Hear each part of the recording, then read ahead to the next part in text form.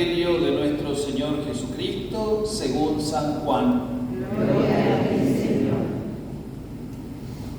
Dijo Jesús: Dios amó tanto al mundo que entregó a su Hijo único, para que todo el que cree en Él no muera, sino que tenga vida eterna.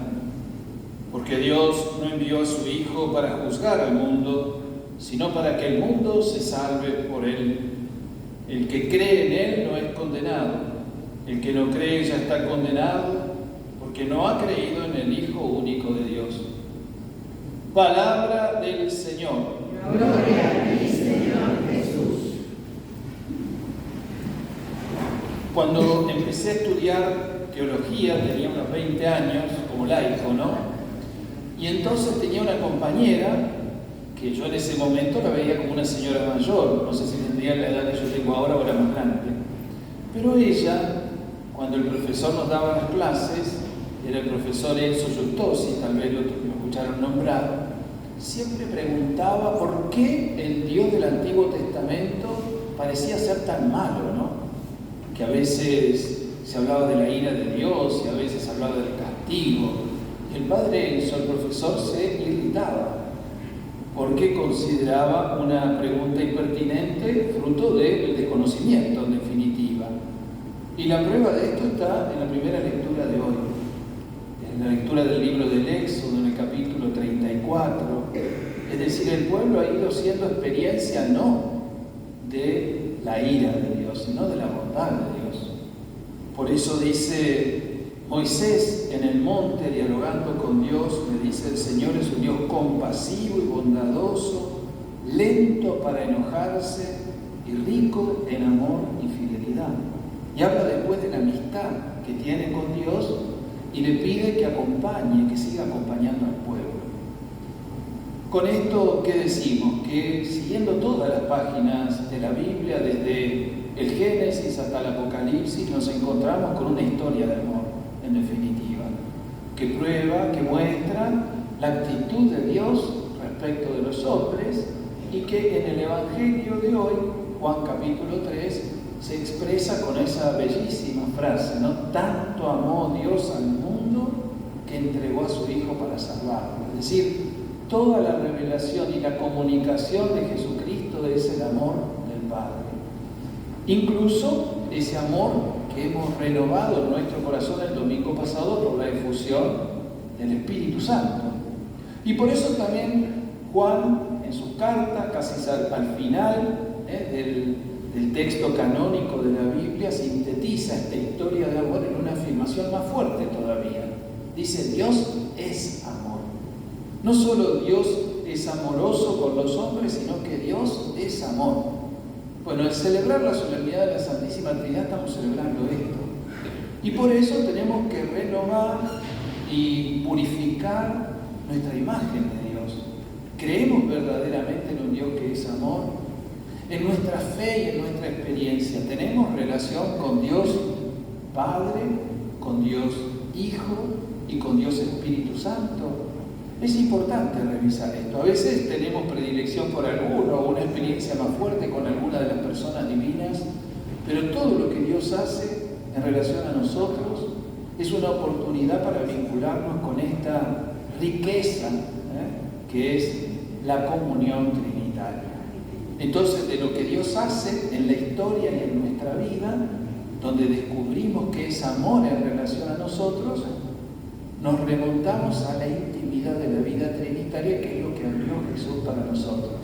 No solo ver cómo actúa, sino cómo es Dios. ¿Y qué vemos en esa intimidad que nos revela Jesús sobre la intimidad de Dios?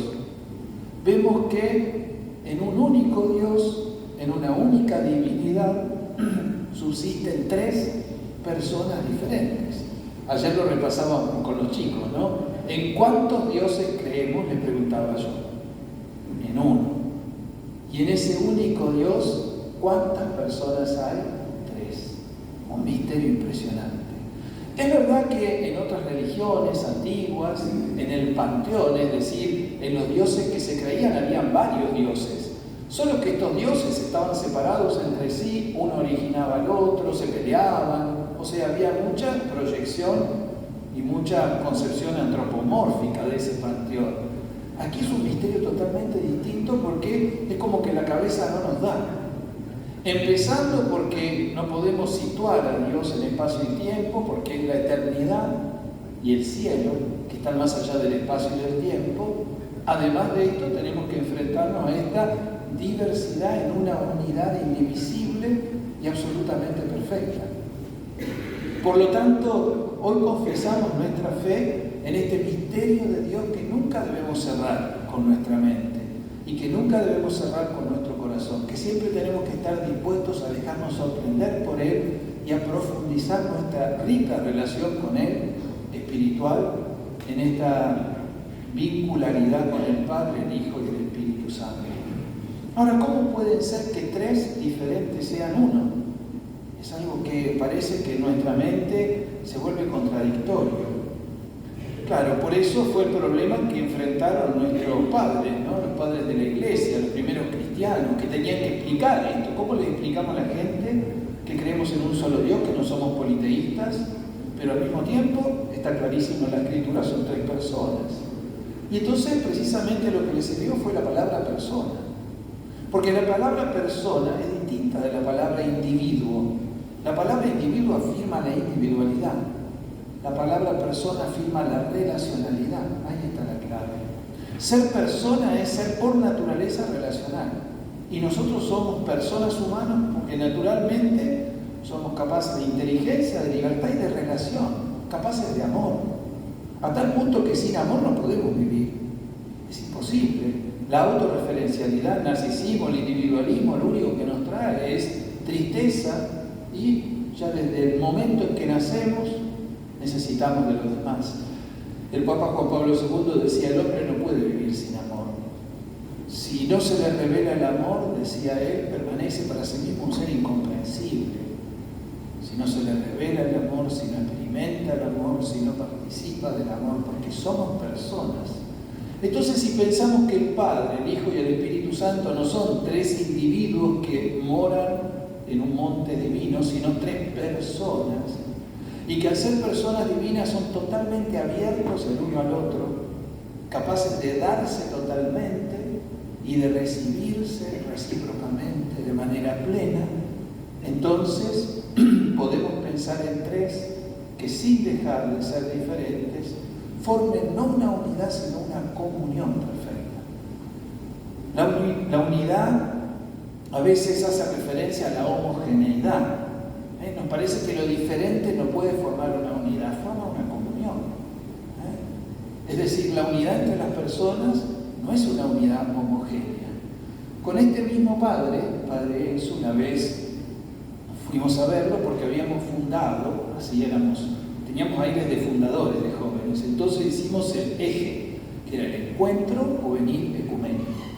Empezamos convocando jóvenes de distintas confesiones cristianas, después los hermanos del judaísmo y de movimientos religiosos libres. Bueno, al final se armó una melange que ya la idea era fundar una iglesia nueva, una religión nueva.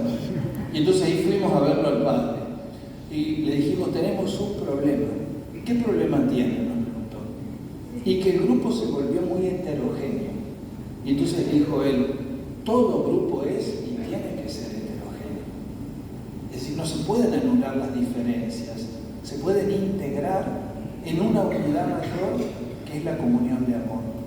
Es decir, cuando uno tiene ideales, cuando uno comparte proyectos que son más grandes que lo mío personalmente, así sucede en la familia, el amor es capaz de formar un vínculo que llamamos comunión, que no anula las diferencias, que nos hace salir de nosotros mismos, que nos permite encontrarnos más plenamente a nosotros mismos en la relación recíproca del dar y recibir. Esto es la Trinidad. En Dios esto se da perfectamente, porque es amor perfecto y pleno. Entonces ese vínculo no es solamente como en nosotros, que siempre hay que pulirlo, que siempre hay que profundizarlo, sino que es pleno y perfecto. Y por eso esta familia divina, que es trino, Trinidad perfecta, es perfecta unidad, comunión de amor. Por lo tanto, como decía el Papa Benedicto XVI, el modelo de toda sociedad, de todo grupo humano, es la Trinidad. el modelo divino, el que tiene que inspirar nuestros vínculos y nuestra unidad. No pretender en la familia que todos pensemos igual, seamos iguales, tengamos las mismas capacidades, no pretenderlo en la pareja, no pretenderlo en la iglesia, sino asumir el desafío de la integración de las diferencias. Ahora, claro, sin el amor es una lucha de poder, es una rivalidad ideológica. Y es lo que nos pasa en todos los niveles sociales, en nuestro país y en otros lados.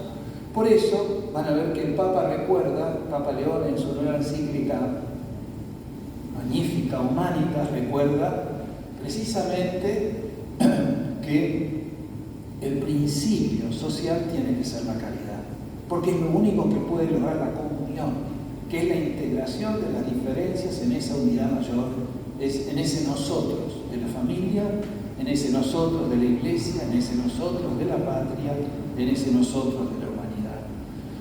Dos cosas, les dejo dos tareas, nos dejo dos tareas. La primera, revisar nuestra imagen de Dios.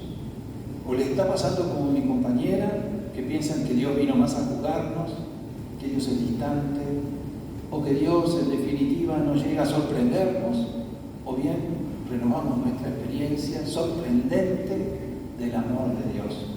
Y en segundo lugar, cómo me estoy comportando en mi relacionalidad, en mis vínculos. ¿Estoy siguiendo el modelo de la Trinidad? ¿O me estoy encerrando en un modelo individualista, autorreferencial, que exalta lo propio, lo particular, por sobre lo común? Que el Señor nos regale una luz para que el modelo de la Trinidad, el Dios amor, sea no solamente un misterio bellísimo para contemplar, sino que despliegue todo su significado para renovar, glorificar, santificar nuestra existencia. Que así sea. Gracias.